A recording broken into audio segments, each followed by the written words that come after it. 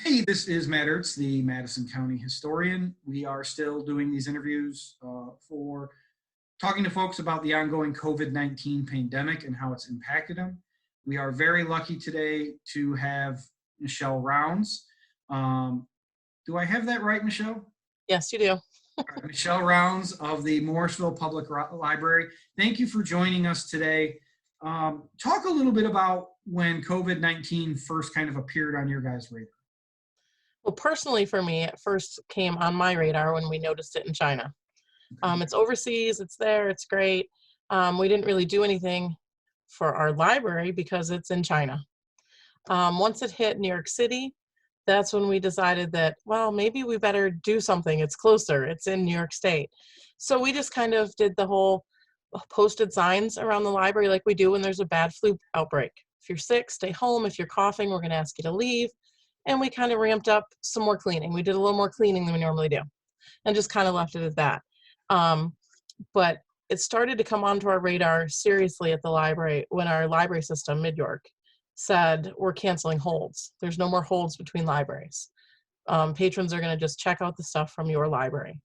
That's when I said, okay, things are changing a little bit here. Explain for folks that don't know, what is a hold? A hold is where if you want an item that our library personally doesn't own, that you can place a hold and it'll be delivered to our library from another library. And Mid-York does the coordination between 43 different libraries, and we can get you the item you need. So basically, you guys weren't able to share between libraries anymore. Exactly. And so fear of transporting it from one place to another. Right, because Mid-York Library System covers 3 counties. We're Madison, Oneida, and Herkimer. So, you're looking at, and this I think happened, don't quote me, there's been a lot. It's hard to keep track of the days of the week even, but it seems like it happened about the time that there was one really close to Herkimer or Oneida County. There was a case coming, up from the city. So they ended holds and they said just what's in-house. So at that point I was like, oh my goodness, what are we going to do? So I made an actual COVID, I think it was COVID cleaning policy. And we started cleaning several times a day. After a patron left, we wiped stuff down. I immediately emptied our children's play area. I said, first thing we gotta do is protect our children. I don't want them spreading germs. We wiped all the toys out of there. The room is empty. And I said, we gotta do what we gotta do. And I started going shopping for hand sanitizer and disinfectant and gloves. And thankfully I was able to get them from store to store to store. And then when Mid-York said to us, now we're gonna stop delivery. At that point I was like, now we're not even, the few things that are out there aren't coming back to us either. I think interlibrary loans were closed at the same time, which is where if you wanted something that's not in our system, we can get it from, California, Florida, wherever you can place a loan. That's not happening. And then I heard some libraries saying they're going to close. And I was just like, we can wait. We're a small library. We'll wait till our board meeting on March 19th. Well, the weekend before March 19th, most libraries had closed. And I said, I don't think we can wait any longer. And I emailed my board president and I said, we have to have an emergency meeting like Monday night, the 16th. And I then let the patrons know through social media and whatever I could that chances are March 16th was going to be our last day, which it was. That was the last day we were open. That day was the craziest day ever because we were one of the last few libraries open. I cannot tell you how many people I saw in there I'd never seen before. I don't know who they were. I've never seen, people took tons of books out of that library. Bags and bags and bags of books. And I just was like, oh, wow. So that was the last day we opened, was March 16th. So we're over 2 months now, because today is March. 64 days today. 64 days. I'm going to say May 19th, I think is today. Yeah, 64 days. We keep track of it here at the house because it's really hard for us not to be at the library. I can't tell you what it felt like that day when I closed the doors. To see an empty bulletin board because we canceled all our events. To just see everything just closed up and nobody, knowing the uncertainty and even the fear at that point. When are we going to open? I left with tears in my eyes. I couldn't even tell you. What is your average, and I don't know how you word this, what is your average monthly person served at the Morrisville Library? Because you're a fairly small library, a beautiful building, wonderful. I wouldn't know monthly wise, but I would say all those stats are on my computer at work. So, but I know we do, about 20,000 people a year. So we have a pretty good, a good turnout. That day we had, oh my gosh, like 150 people that last day. It was insane. Um, but like I said, it's been, 64 days. Talk about, since it's closed, what you guys have been trying to do to prep yourself, because in theory someday we're going to open again. I mean, we've had what they've referred to as the phase one opening, which is stuff has opened, not a lot, but you guys are somewhere on the list between 1 and 4, 2 and 4. And talk about what you're prepping to hopefully open and how you guys might roll that out. There'll be a lot of changes. I'm very particular about making sure I have everything covered. I mean, I watch Governor Cuomo's talk. It used to be just a day or two a week when this first started. Now it's 7 days a week. I don't miss it. It's my, because I want to know when libraries can open. Because like you said, we don't have a particular phase. I think we're phase 4, but we're hoping to do no contact pickup in phase 2. So we kind of, it's hard to prepare, but I can't just sit and wonder. I have to do something. So the first thing we did was, how are we going to get programming to people? So we started doing virtual programming. I do as much as I hate being on camera, so you should be happy I agreed to this. I do a story time once a week, where I read a couple of books and I leave a craft that they can make at home. I don't even know. We've done an Easter egg hunt virtually. We do some really kind of cool stuff that online, and it's only me really, and my daughter's helping out, but that's it. So we're trying to do what we can. And then we made the tough decision last week, I think it was, that we're going to not do an in-house story or summer reading program. We know that we can't have mass gatherings. So we've come up with a virtual story hour or summer reading program. I'm thinking of my story hour I got to record later, but our summer reading program is now going to be virtual. And I had 65, maybe 70% of in-house already planned to do a whole new story, summer reading program.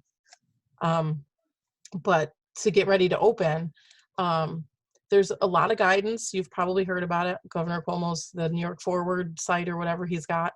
There's a lot of great guidance on there on how to reopen. He's got a safety template that people can print out to make sure that they have everything covered. I had just about all that done ahead of time. There was a couple of things that he mentioned on there, and I was like, oh, I don't have that. I need to add it. Because I have a 21-page reopening plan for my board to adopt. And they actually have it in their presence as we speak. They're supposed to be reading it. But first thing, physical-wise, we're going to have to put the plastic shields, sneeze barriers, whatever we're going to call them, up at the circulation desk. It was a tough decision because that's a handmade circulation desk by a local craftsman. I don't want to drill into this desk. I found hanging ones that we can put up and things like that, so to preserve the desk. So that's going to be a new thing. There's going to be a door to separate where we used to walk in and out of the staff circulation area so that nobody goes in there. There's going to be the social distance markers you see in the stores that are going to be at the end of each aisle because we have to do that. There's going to be hand sanitizer that people are going to have to use as they enter the library. Face masks or face coverings are going to have to be something that we have to do.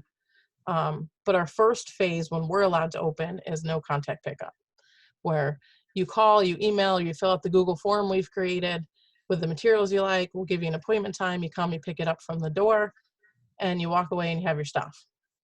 When the materials come back, we are quarantining for 5 days. They say plastic, 3 to 5 days that the virus stays on. So we have plastic on our books. We have plastic on the DVDs. They're going to be quarantined for 5 days before we can discharge them and give them to another patron. After no contact's done, we'll do some services inside, like if you need a fax done or copies or whatever. Eventually we'll do computer appointments, half an hour at a time. And then we'll finally do metered use in the library. We'll let 7 people in at a time max because we have 7 aisles. And then we'll do regular use, but we're not going to allow anybody to loiter or linger. We're going to remove all seating, come into your business and leave. breaks my heart because we always have great discussions with our patrons to not be able to visit, but I have to look, I have a vulnerable population and I need to make sure that they're safe as well as my staff. So those are the changes that I can see happening so far, unless our governor tells us we have to do more. So Talk a little bit about how you have, obviously social media is a big thing right now. You guys used other ways to talk to your patrons? Are you able to go into the office at all and at least respond to emails, phone calls, etc.? I've called a few patrons to check in with them that don't do social media and stuff, just to say, hey, how are you? What's up? I do go in to check on the building a couple times a week. Usually it's to get work too, to bring home or whatever. We do Facebook. Facebook Messenger of all things has been our biggest thing. People contact. Yeah, so it's either they do the library's Facebook Messenger or my own personal one. I've had notes tucked in my door of people begging me to get the materials. I can't do it. People that have my cell phone, they'll call me. So we do that. And then Thursday nights, not this Thursday because we have a board meeting virtually, but we do what's known as our chat around the circulation desk through Google Meet. People can get the link and come on in either through phone or through, the computer and chat about whatever they normally chat about when they're with us at the library. So we're trying different ways to get to people. Have you in Mid-York made more, I realize there's not everybody does this, but have you in Mid-York made more like ebooks or digital books available? Mid-York has, yes. There's quite a selection there. And a lot of libraries, we're too small. We just don't have the budget to do so. But a lot of libraries or friends of the library, we don't have a friends group anymore, but actually donate extra money so that they can keep purchasing more e-material. So there is a lot out there. Okay. How do you think this is going to impact the library? So a year from now, 18 months from now, everyone's been vaccinated and things are back to normal. Do you think this is going to have a permanent impact on your library and libraries in general? Absolutely. I mean, this is going to have an impact on any business or organization out there. You're already talking, the federal and state is talking about budget cuts, and that's going to trickle down to everybody. Us personally, we're going to miss all 3 of our book sales this year. Those are major fundraisers for us. How else can you do any other fundraising when you can't really be in the building or have any mass gatherings?